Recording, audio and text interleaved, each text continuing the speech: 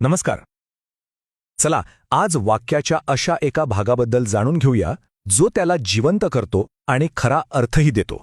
आपण रोज बोलताना खातो, खेळतो, शिकतो असे कितीतरी शब्द वापरतो, नाही का?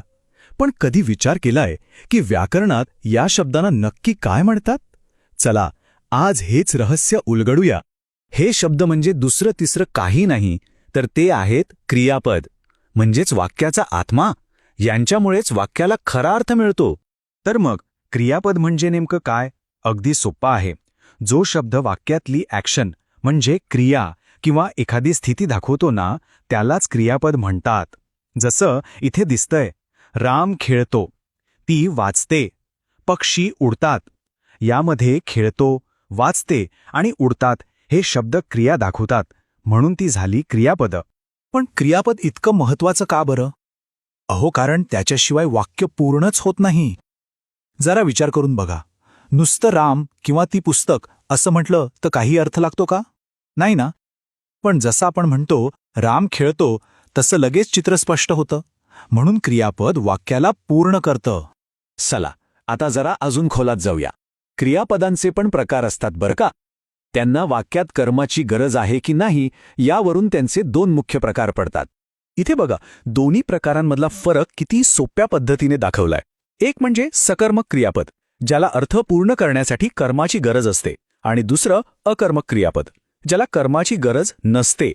राम पुस्तक वाचतो या वाक्यात वाचण्याची क्रिया पुस्तकावर होतीये, पण राम धावतो हे वाक्य कर्माशिवाय सुद्धा पूर्ण आहे.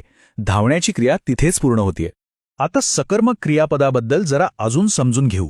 या उदाहरणात बघा, ती फळं खाते. इथे खाण्याची क्रिया कुणावर होतीये? बरोबर, फळावर. म्हणजे फळ हे झालं कर्म. जर फक्त ती खाते असं म्हटलं तर लगेच मनात प्रश्न येतो, काय खाते? आणि या प्रश्नाचं जे उत्तर मिळतं तेच असतं कर्म. आणि ही आहे एक मस्त युक्ती. सकर्मक क्रियापद ओळखायचं असेल ना, तर क्रियापदाला फक्त काय किंवा कोणाला असा प्रश्न विचारायचा. उत्तर मिळालं तर समजायचं ते सकर्मक क्रियापद आहे. ती काय खाते? उत्तर मिळालं फळ. म्हणजे खाते हे झालं सकर्मक क्रियापद. आहे की नाही सोपं? आता वळूया अकर्मक क्रियापदाकडे. इथे ना क्रियेला कर्माची गरजच नसते, ती स्वतःच पूर्ण असते. जसं की बाळ झोपते, झालं, झोपण्याची क्रिया इथेच संपली. इथे तुम्ही काय झोपते किंवा कोणाला झोपते असे प्रश्न विचारले तरी काही उत्तर मिळणार नाही. चला आता क्रियापदाचा आणखी एक इंटरेस्टिंग प्रकार पाहूया. कधीकधी काय होतं, क्रियापद एकटं येत नाही, ते आपल्यासोबत एका मदतनीसाला घेऊन येतं. यालाच म्हणतात संयुक्त क्रियापद. याची रचना एकदम सोपी आहे. एक असतं मुख्य क्रियापद जे मेन ॲक्शन दाखवतं, आणि दुसरं असतं सहाय्यक क्रियापद जे त्याला मदत करायला आलेलं असतं. ही मदतनीस क्रियापदं खरं तर खूप महत्वाची आहेत, कारण ती वाक्याचा काळ म्हणजे टेन्स ठरवतात. उदाहरणार्थ, तो शाळेत जात आहे या वाक्यात आहेमुळे आपल्याला कळतं की क्रिया आत्ता ह्याच क्षणी घडतीये, आणि ती गाणे गात होती यातल्या होतीमुळे आपल्याला भूतकाळ कळतो.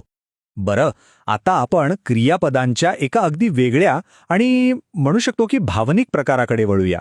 ही क्रियापदं थेट क्रिया नाही दाखवत, तर त्यातून भावना, कर्तव्य किंवा शक्यता दिसून येते.